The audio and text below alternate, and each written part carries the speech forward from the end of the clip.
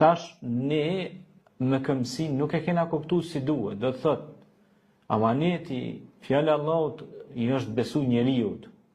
E ky njeri në qovë se nuk hes mbi këtë parim, ose me këtë parim, devian. Kështu që ne Allahu xhashanu na kalon këtë tokë, po na kalon që t'jemi mbrojtësit e vlerave në këtë tokë. Pra mos t'i suportojmë antivlerat por vlerat. Ne çka pra i kemi thonë vetit se me ana wa ta'na dëgjua mu Allah dhe u bindëm. Ha? Pra e jo sikur disa thot, ma ka kush e mbron dinin e Allahut.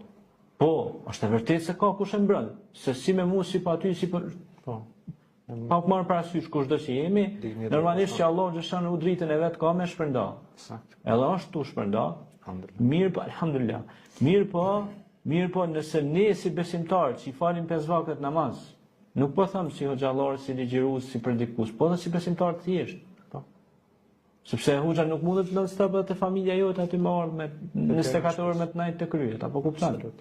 Mirë po edhe si familjar, si njerëz si jeshtë, ne duhet kujdesim për familjet tona, për farefisin tonë, i kemi amanet ata. Dhe kur thot khalifetun fil ard, do të thot me këmbs në tokën e Zotit. Me këmbësia është pra që ne të kemi kujdes me fjalët tona, të kemi kujdes me veprimet tona, pra mos bëjmë vepra që janë antinjerëzore, që janë vepra kundër vlerave, që janë vepra që dëmtojnë shoqërinë, e shkatrojnë familjen, a kupton ajo?